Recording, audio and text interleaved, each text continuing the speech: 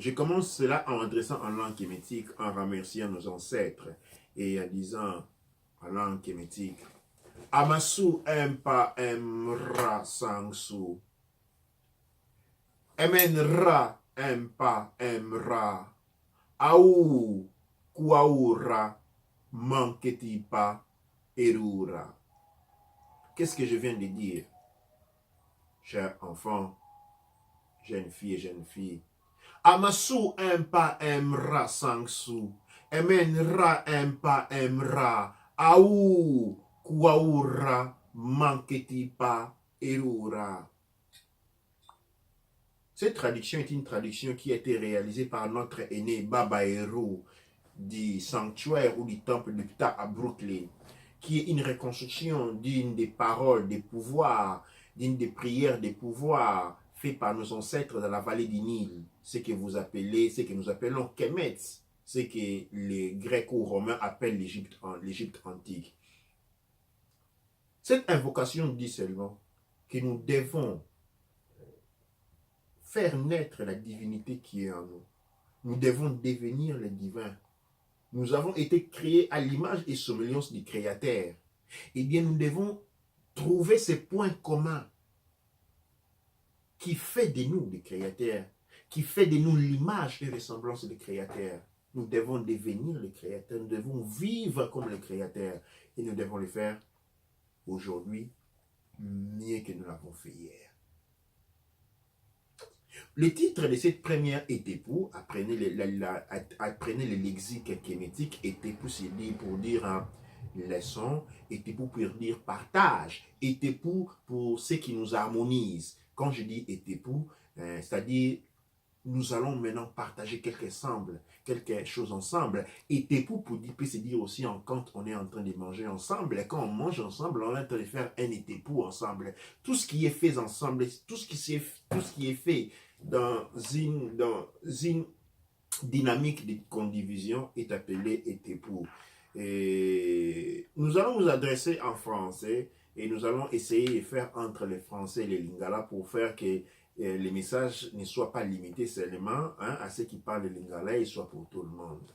Et ici donc, je salue tous les enfants en référence Yaya Mbelou et tous les autres enfants qui sont en train de nous suivre en ce moment. Et tous les jeunes aussi. Le titre de cette émission Allélo, est donc pourquoi écouter les parents? Ceci est devenu un grand problème de la culture noire. Chaque jour, je reçois des coups de fil des parents qui ont des problèmes sur comment éduquer leurs enfants, que les enfants n'écoutent plus. Nous avons une jeunesse qui a été complètement livrée au barbarisme, à la prostitution, au vice, au mauvais comportement. Et aujourd'hui, quand on fait le compte de tout ça, les parents ne savent plus où mettre la tête. Les parents ne savent plus vers qui se tourner. Mais les enfants sont aussi confondus. Parce qu'ils ne comprennent pas, ils ont grandi, ce sont des enfants kémétiques, ou des enfants noirs, qui grandissent dans un monde où il y a une opposition, c'est-à-dire l'éducation coloniale récite par les parents, qui est celui de la soumission des enfants vers les parents, et une indication à la piste occidentale, qui est celui d'une forme de libertinage de tout, en tout niveau et partout. Et cela pose un grand problème, et cela pose un grand conflit au niveau de l'éducation. Cela pose un grand problème au niveau des rapports. Aujourd'hui, nous allons parler de Solola avec les enfants. Et comme je disais, pourquoi le rôle des parents? Quel est le rôle des parents? Pourquoi écouter les parents?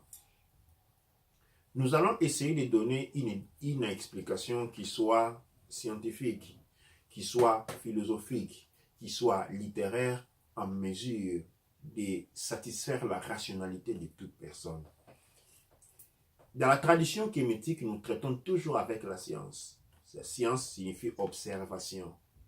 Science signifie connaître. Scienzare, l'art de la connaissance. Quand on dit faire les sciences, c'est celui qui est en train de bouger, d'avancer vers la connaissance. Science, ça n'a rien à voir avec ce que beaucoup peuvent penser. Science, c'est seulement l'art de connaître. Quand tu connais, quand l'art de connaître, le fait de connaître, la démarche pour connaître, c'est ce qu'on appelle l'art scientifique. Et ici, nous allons sortir du monde du dogme noir qui est basé sur les croyances. Croyance vient de l'ignorance. On croit quelque chose parce qu'on ne la connaît pas. Parce que si on connaissait quelque chose, on ne la croit pas, mais on la sait. Il y a une différence entre croire et connaître. Et maintenant, aujourd'hui, dans cette étape, nous allons essayer de dégager les enfants de la croyance au respect des ancêtres, des aînés, à la croyance du respect que l'on doit porter aux parents, de cette croyance de la supériorité des parents et toutes ces sortes de discours pour donner la connaissance. Pourquoi en réalité, que dit la tradition kémétique sur ce sujet-là? Dans la tradition kémétique, comme il est dit dans toutes les Écritures, on dit que le Muntu est créé à l'image et ressemblance de Netcher, c'est-à-dire du Créateur. Mais cependant, le Muntu naît comme un animal. Alors, qu'est-ce que cela signifie un animal? L'animal, ce n'est pas le chien. Dans la tradition kémétique, sûrement. Ou l'éléphant, ou les singes. Le monde naturel, comprenant les règnes végétales, les règnes minérales et les règnes animales, représente l'esprit du Créateur. C'est-à-dire, les singes véhiculent l'esprit du Créateur. L'éléphant véhicule l'esprit du Créateur. Il est les véhicules à travers lesquels l'esprit du Créateur se manifeste. Cependant, le Muntu, lui, il est le véhicule de la conscience, c'est-à-dire de l'âme du Créateur. Il est le véhicule à travers lequel la conscience du Créateur est véhiculée. Cependant, quand il naît, il passe par un processus. En premier lieu, on est animal. L'enfant, quand il naît, il a en lui la conscience du Créateur, qui est ce qu'on appelle l'âme. Cependant, pour évoluer dans un monde d'expérimentation, il a besoin de quelque chose d'autre. Il a besoin de l'esprit. Comme je dis, on a le monde minéral, végétal, animal qui représente l'esprit. Et de l'autre côté, on a le monde humain qui représente la conscience, dualité. Cette double conscience se reflète aussi au niveau de l'esprit. L'esprit aussi est composé de deux parties. Un esprit bas et un esprit supérieur. Maintenant, quand l'enfant naît, il est au niveau de l'esprit bas et donc c'est un animal. Il doit évoluer. Quand l'enfant est un animal, il est guidé par ce qu'on appelle les désirs. Il est guidé par les émotions. Il est guidé par les sensations. Et cette étape part de 0 à 14 ans. Arrivé à 14 ans, l'enfant développe la raison, les pensées. À 14 ans, après les rituels des passages, le Muntu n'est plus guidé à travers les émotions, mais il est guidé à travers la raison, la pensée. Il a ce qu'on appelle la rationalité. La rationalité part de 14 ans en 21 ans. En 21 ans, il y a un deuxième passage. Okay? À ce moment, l'enfant est accepté dans le cercle des divinités. Dans le sens que ce passage-là est obtenu avec les rituels généralement du mariage. Parce qu'en ce moment-là, l'enfant, les Muntu, ne réfléchit plus. Il n'utilise plus la raison, mais il utilise la conscience. C'est quoi la conscience? La conscience, c'est l'intelligence du Créateur, l'intuition, la connexion directe avec le Créateur. Ainsi sont les trois étapes. Nous rentrons au début au niveau du monde animal, ou disons du Muntu. L'enfant, à lui, il lui manque un paramètre. L'enfant a en lui éveillé la conscience, c'est-à-dire l'âme. Mais il n'a pas en lui éveillé l'esprit.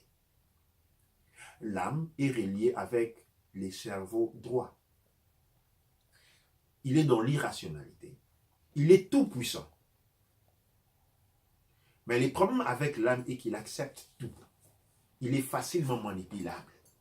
Il est tout puissant, mais en même temps, il est complètement manipulable. Pourquoi? Parce que dans l'âme, il n'y a pas d'énergie. Il n'y a pas de matière. Il n'y a que la volonté. Et c'est pourquoi, arrivé dans le monde, dans le plan Geb, cette volonté doit devoir être protégée. Cette protection arrive à l'âge de 14 ans quand l'esprit est activé à travers le rituel de passage. Cela est symbolisé sur le point de vue physiologique avec les crânes qui deviennent durs.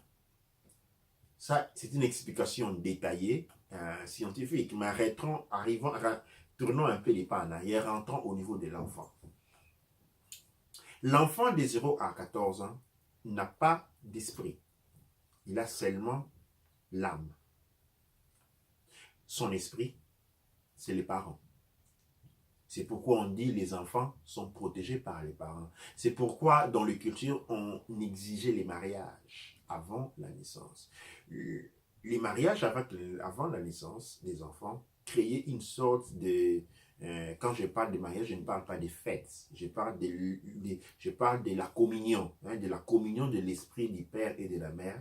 Créer une troisième forme d'esprit qui, lui, était là pour protéger les enfants. C'est-à-dire, cette relation, c'est de cette relation qu'est née l'idée selon laquelle, ou la concept selon lequel, les enfants écoutent les parents. Pourquoi les enfants doivent respecter les parents? Parce que les parents leur servent d'esprit. L'esprit est là, l'esprit est connecté avec le cerveau gauche, et là pour protéger l'âme.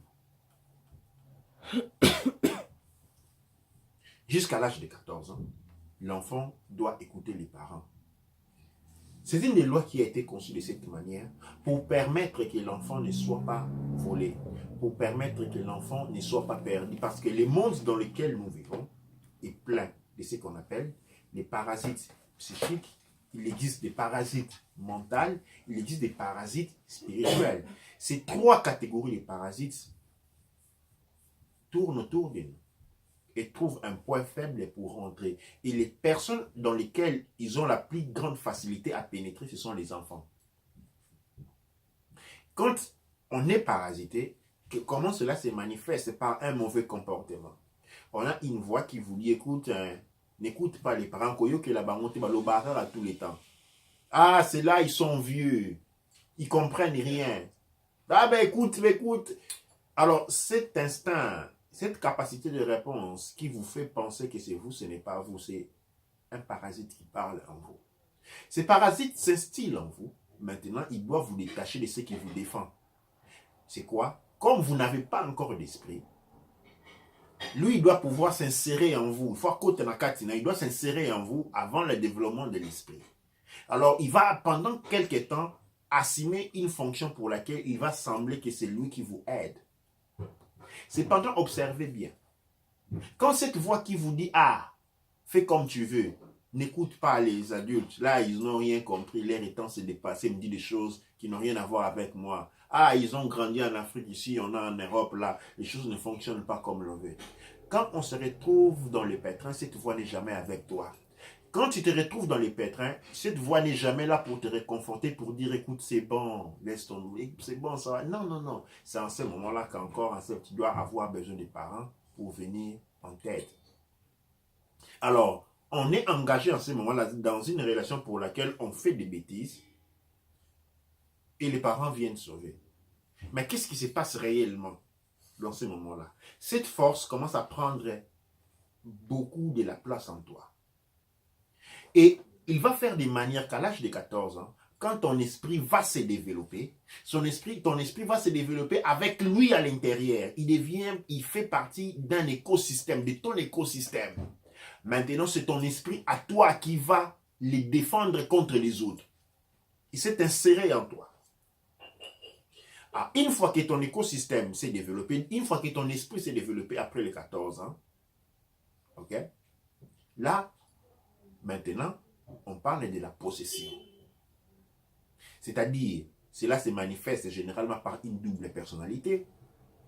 Un moment on pleure, un moment on crie. Un moment on est content, un moment on est très mécontent. On dit une chose et puis on change d'idée. On ne sait pas être soi-même. On fait des choses et puis après on regrette de les avoir fait. On se demande qui t'a poussé à les faire.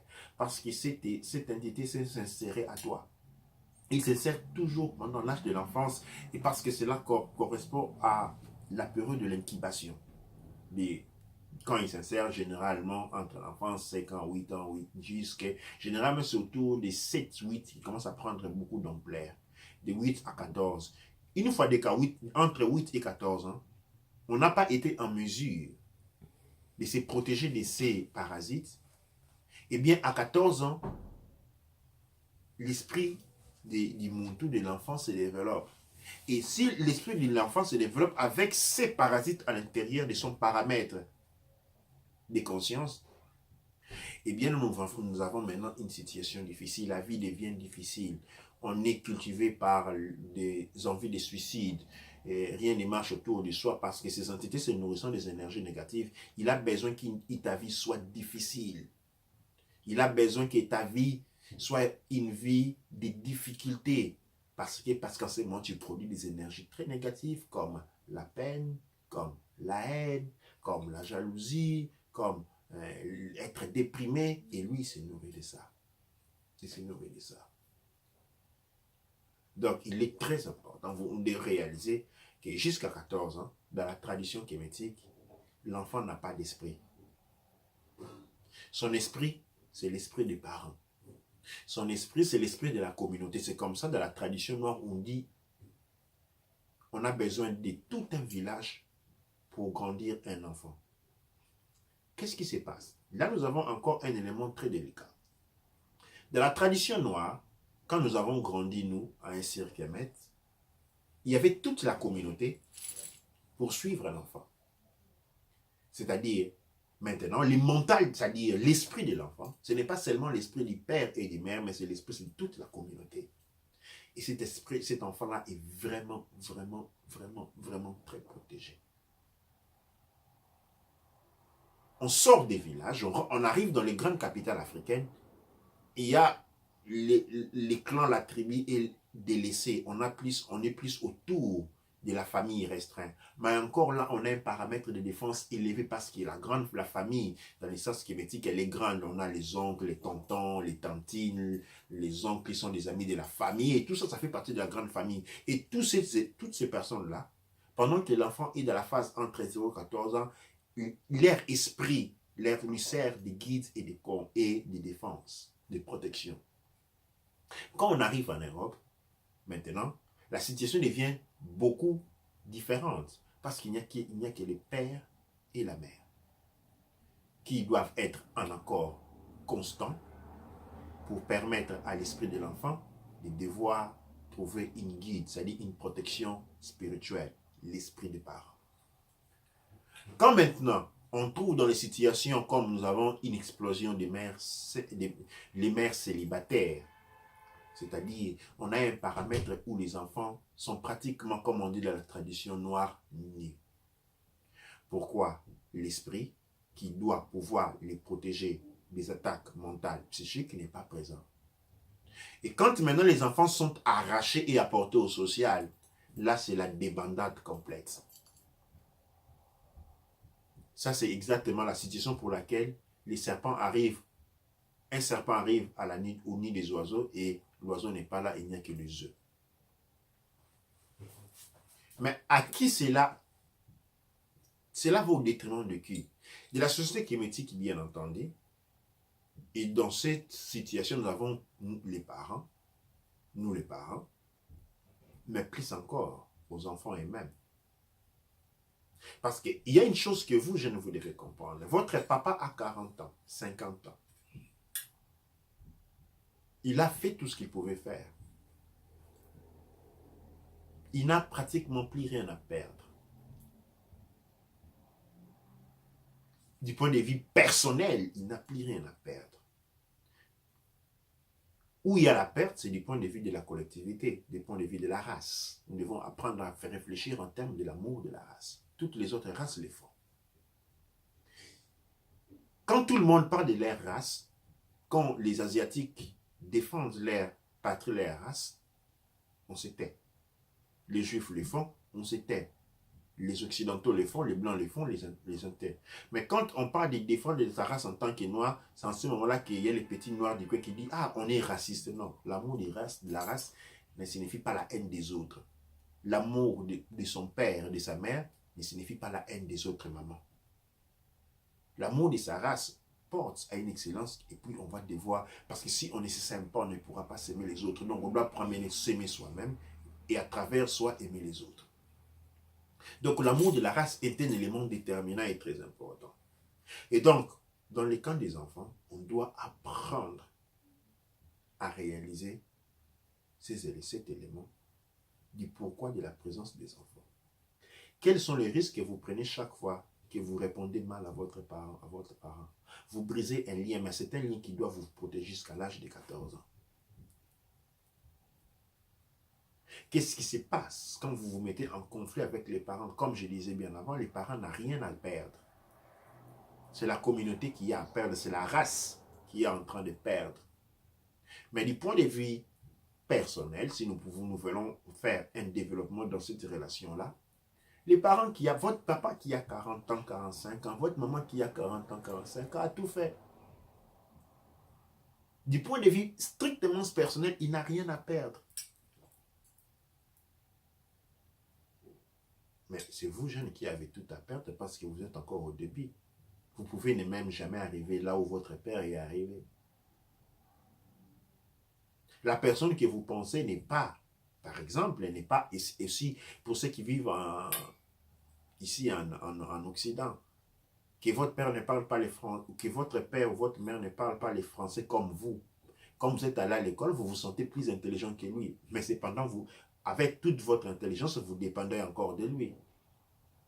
S'il ne va pas travailler, vous ne mangez pas. Si vous êtes malade, c'est lui qui doit tout faire, malgré votre soi-disant intelligence du fait que vous parlez le français ou l'anglais. C'est-à-dire, les parents ont ce rôle important, dans le sens qu'il vous protège. Sa présence, quand vous voyez votre père, votre mère, c'est votre esprit. C'est ce qui vous protège jusqu'à la maturation. Jusqu'à ce que votre esprit va prendre les relèves. C'est en ce moment-là que les parents et les enfants deviennent des amis. Parce que en ce moment-là, vous avez chacun un esprit. Quand l'enfant n'a pas encore des esprits, ce n'est pas l'ami du parent. Et là, je retourne encore, je dis aussi aux parents, quand votre enfant n'a pas encore d'esprit, c'est-à-dire il n'est pas encore arrivé à 14 ans, ce n'est pas votre ami. Ne confondez pas cela, parce que si vous confondez cela, l'enfant va penser que vous êtes sur le même niveau. Et il va se trouver en droit de pouvoir vous répondre, détourner, ne pas écouter ce que vous lui dites. Parce qu'il ne réalise pas qu'en fait, vous êtes là. Votre esprit lui sert d'esprit. Tout comme pendant 9 mois dans le ventre de la mère, il n'avait pas de bouche. Sa bouche était la bouche de la mère. La mère devait manger pour que lui puisse manger. Votre maman devait manger, devait boire pour que vous viviez, vous mangez. Si votre maman ne mangeait pas, vous ne mangez pas vous non plus. Il y avait cette dépendance-là. Cette dépendance continue jusqu'à l'âge de 14 ans, normalement. Quand je parle de 0 à 14, je parle dans le cas d'une évolution normale, sans retard. L'esprit du parent, c'est ce qui sert l'esprit en enfant parce que l'enfant n'en a pas. Donc, quand vous avez votre enfant, savez qu'il n'a pas d'esprit, il n'a pas de défense. Votre esprit, c'est l'esprit de l'enfant. Et pourquoi, c'est à ce moment-là que la tradition dit aux enfants, recommande aux enfants d'écouter leurs parents. C'est comme ça, par exemple, les Galons on dit Monoko yatate zalaka solo melo bakamaloba ya mayele. Pour dire que la bouche des parents peuvent des fois piller, mais les paroles qui en sortent sont importantes. Pourquoi on dit cela? Cela retourne à une forme locutive pour dire, on retourne sur le même point. Les paroles du parent qui constituent l'esprit, c'est ce qui guide l'enfant. Ici, il est important que les parents, comme les enfants, soient conscients. Ici, j'en parle spécialement aux enfants parce que nous sommes spécialement maintenant dans un état où vous, peut-être, vous ne vous rendez pas compte, mais le monde mental, le monde psychique, le monde spirituel est à grand subouillement. Et le monde noir est pris encore une fois comme objectif. Il y a des millions de mécanismes de possession en cours orientés exclusivement vers le monde noir. Il y a des millions de mécanismes, je le répète, démoniaques de possession qui ont été organisés et tous ont pour direction le monde noir. Et quand je parle des mécanismes de possession dans le monde noir, je suis en train de parler des enfants noirs. Donc les enfants, il est important que vous compreniez, vous réalisez les rôles appliqués, pourquoi écouter aux enfants, pourquoi écouter les parents. La voix qui vous appelle à vous rébeller contre les parents, ce n'est pas une voix amie, c'est la voix du parasite. Et ce parasite, dès que vous serez, il va vous mettre dans les pétrins, il ne sera pas avec vous. Il va vous abandonner pour retourner encore, une fois encore, quand vous en serez sorti. Et à la fin, il va vous conduire vers la destruction. La destruction, votre destruction, vous devez réaliser, et la destruction de la civilisation kémétique et la destruction du peuple noir. Maintenant, bien entendu, je suis en train de parler de la tradition kémétique. Je ne suis pas en train de parler de la tradition gréco-romaine, tout simplement pour la simple raison pour laquelle il y a des gens qui parlent de la tradition gréco-romaine. Je ne parle pas de la tradition arabe, il y a de ceux qui parlent de la tradition arabe. Je suis en train de parler de la tradition kémétique. Parce que de la tradition kémétique, il y a un rapport établi, défini, qui est celui de l'encre, qui définit les relations, les dynamiques des relations qui existent entre les pères et la mère et les enfants.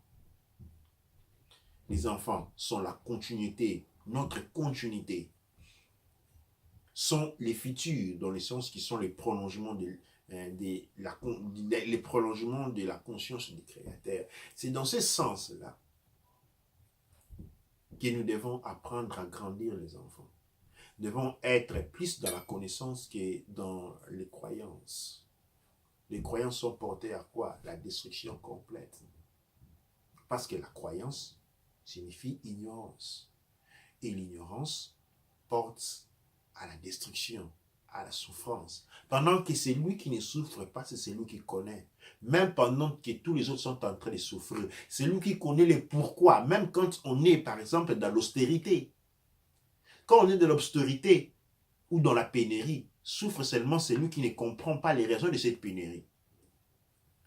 Il n'a pas été préparé. Mais celui qui en comprend profondément les raisons, il sait pourquoi il y a pénurie, il sait comment, quand ça a commencé, combien de temps ça va durer et quand ça va finir, enfin, il ne souffre pas, même s'il n'a pas mangé.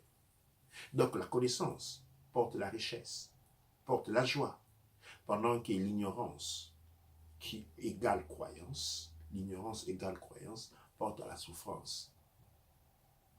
Tout ce qui divise, c'est ce qui porte au mal. Avez-vous des secrets? Vous êtes dans la division. Tout ce qui unit, par contre, porte au bien, porte à la prospérité. Eh bien, chers enfants, aujourd'hui, c'était notre première. Nous avons parcouru notre première étape. Et aujourd'hui, je voulais discuter de pourquoi respecter les parents. Bien entendu, je vais insister, si je suis en train de parler des parents kémétiques, je ne veux pas que quelqu'un me dise, m'écrive, écoute, mes parents me forcent à ceci, c'est là, parce que on est avec beaucoup de respect, je répète encore, pour être un kémétique, pour être un noir, Pour être un Congo, quand on dit je suis de la culture Congo, pour dire que je suis de la culture Bamilinke, pour dire que je suis de la culture Mtosa, pour dire que je suis de la culture Zulu, pour dire que je suis de la culture Dogon, pour dire que je suis de la culture Fa, Kan, Wolof, Igbo,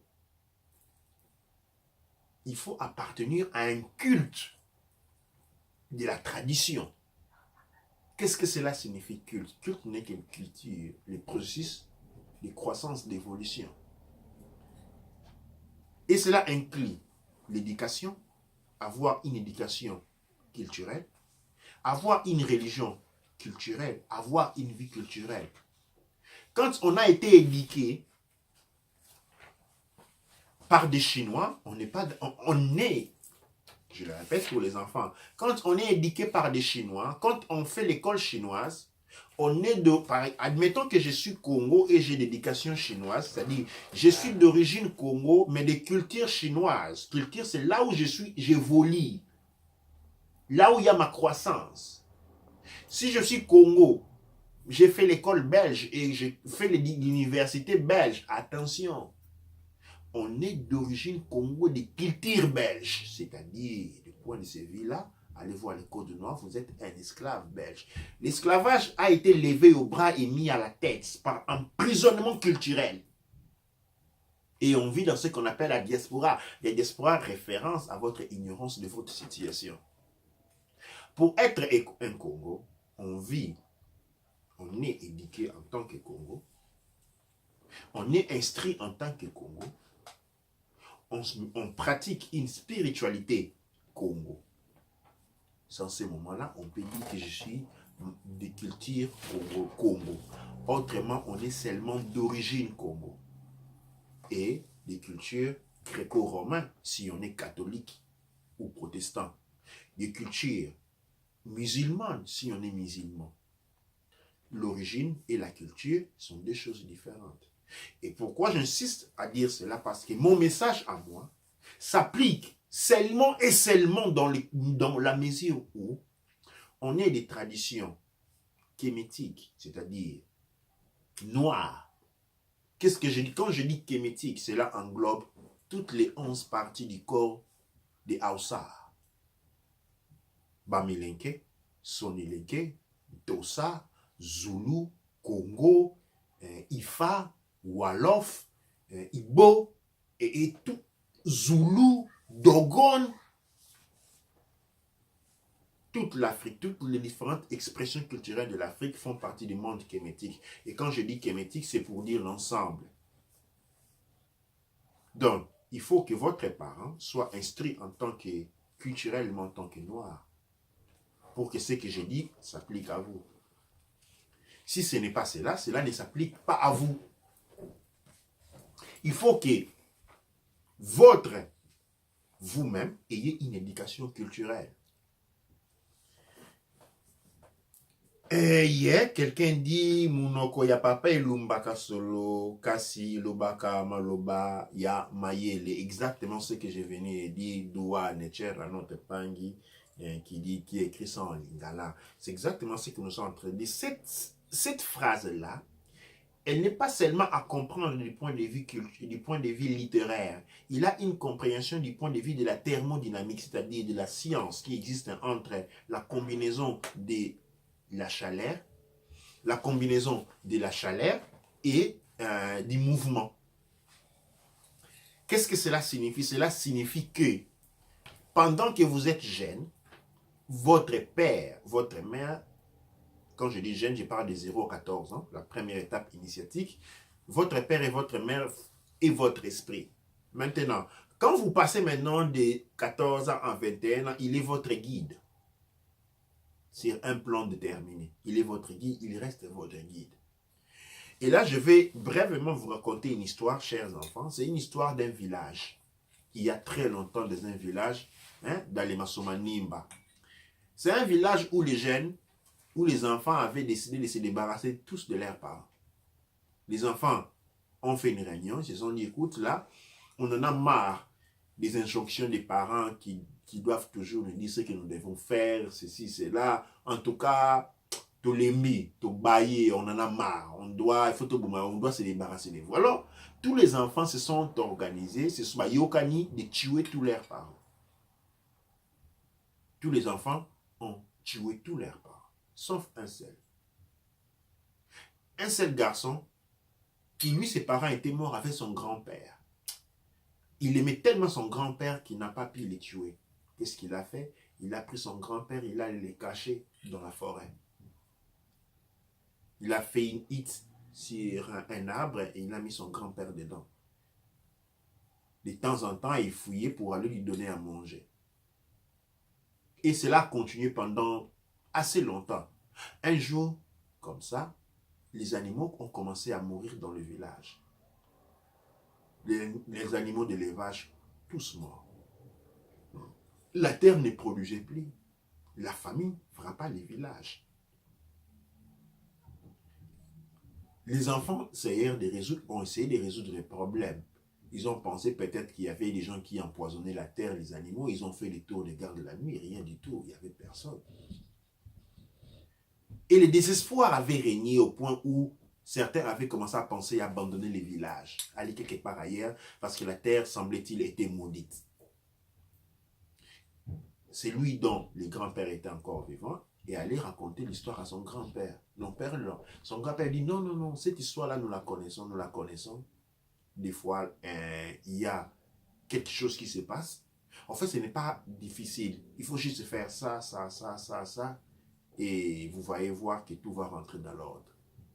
Et les gars rentrent, ils ressemblent à tous ses amis.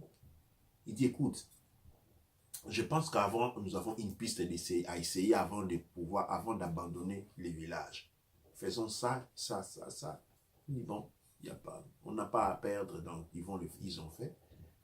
Et les jours après, ils ont vu que l'herbe a commencé à pousser. Les animaux ne mouraient plus. Et dans moins de 2 semaines, la vie avait repris dans le village. La joie était retournée. Le sourire était sur les faces de tout le monde. Alors on prend, se dit non, on doit te nommer chef du village parce que c'est toi qui nous as sauvés de cette mort certaine. Les gars, ils pensent, ils disent non, non, non, je dois vous avouer quelque chose. Ce n'est pas moi. Je ne peux pas accepter de devenir les chefs du village comme ça. Ça serait un mensonge. Et je dois vous avouer qu'en tout cas, mon grand-père, je ne l'ai pas tué.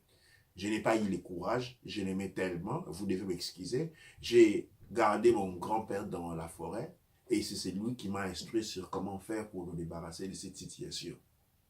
Tout le monde était ébloui, en fait. Ils vont tous en village, dans la forêt, prendre ses grands-pères, l'apporter en haut sur les épaules et les nommer chef du village. Ce que je vous raconte est rencontré de la tradition kémétique avec les mythes des Haussars et Roux. Qu'est-ce que cela signifie? Pourquoi ils se sont trouvés en danger? Leur village a été contaminé parce que leur esprit, leur âme n'avait plus de défense. La défense des parents, la guide des parents. Et quand ces aliments, ces entités psychiques, mentales sont arrivées, ils ont trouvé le siège, la porte ouverte, ils sont entrés. Il a fallu l'intervention de l'extérieur, de cet esprit qui a été réintronisé pour pouvoir se débarrasser de ces mal avant qu'il soit trop tard, avant qu'il abandonne les villages.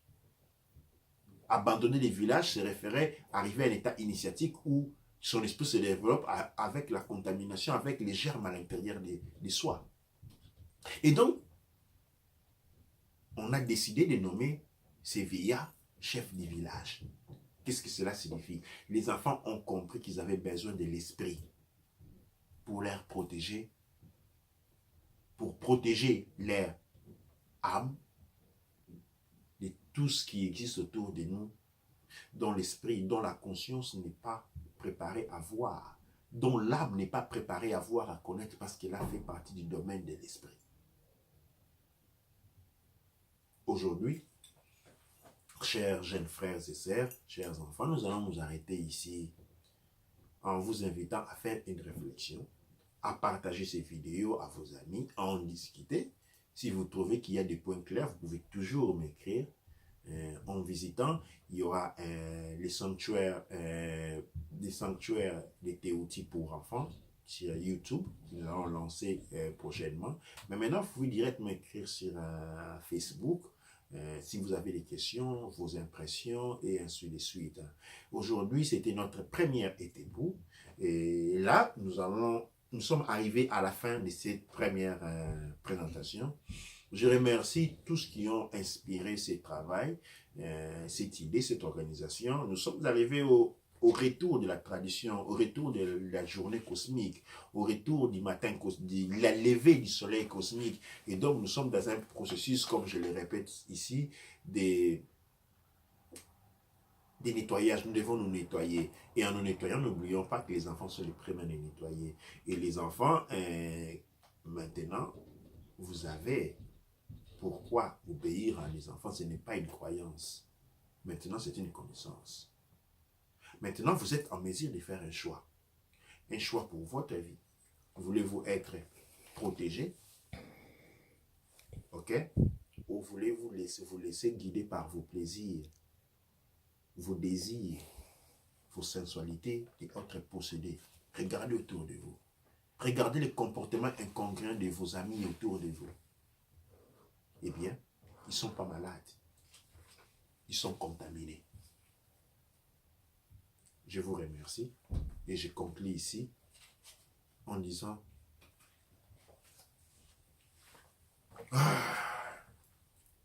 Amasu empa emra sangsu emenra empa emra au kuaura manketipa erura.